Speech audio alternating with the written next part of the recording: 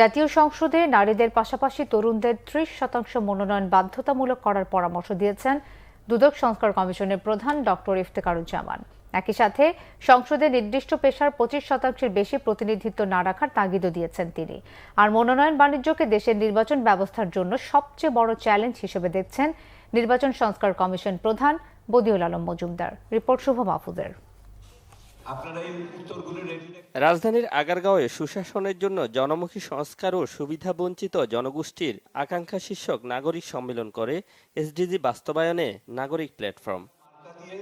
সভায় ক্ষমতাচ্যুত আওয়ামী লীগ সরকারের শাসনামলের বিভিন্ন কার্যক্রমের সমালোচনা করেন বক্তারা। সংস্কার কার্যক্রমে নাগরিকদের অধিকারের বিষয়টিতে গুরুত্ব দেওয়ার পরামর্শ তাদের। সম্মেলনে অর্থনীতিবিদরা অভিযোগ করেন, বিগত বছরগুলোতে উন্নয়নের বয়ান থাকলেও সমাজের বৈষম্য নিয়ে কোনো বয়ান ছিল না। বৈষম্য বিরোধী আন্দোলনের মাধ্যমে যে সুযোগ সৃষ্টি হয়েছে তা কাজে লাগানোর পরামর্শ তাদের। প্রবৃদ্ধির একটা বড় ধরনের একটা উল্লম্ফন, বাংলাদেশ হলো সারা বিশ্বের মধ্যে একটা অগ্রগামী একটা উন্নয়নের দেশ, এই যে একটা বয়ান ছিল, এটার যে একটা সমান্তরাল বয়ান আছে, যেখানে আমাদের আয়ের বৈষম্য বাড়ছে, যেখানে ভোগের বৈষম্য বাড়ছে, যেখানে সম্পদের বৈষম্য বাড়ছে, যেখানে সব ধরনের বৈষম্য বাড়ছে, এই সমান্তরাল যে বয়ানটা, এই বয়ানটা আমরা সারা বাংলাদেশ ঘুরে কিন্তু করেছি। বৈষম্য বিরোধী চেতনার মূল বিষয়ে আমাদের নিষ্ঠ থাকতে হবে এবং সেটার জন্য আমরা একত্রিতভাবে আগামী দিনেও আওয়াজ তুলব। এই চেষ্টাটা, এই প্রতিজ্ঞাটা আমাদের আজকে নিতে হবে।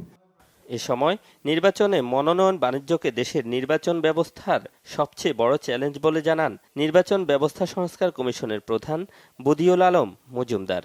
আর সংসদে নারী ও তরুণদের প্রতিনিধিত্ব বাড়ানোর পরামর্শ দুদক সংস্কার কমিশনের প্রধান ডক্টর ইফতেখারুজ্জামানের। জাতীয় সংসদে কোনো পেশার 25%-এর বেশি প্রতিনিধিত্ব থাকবে না।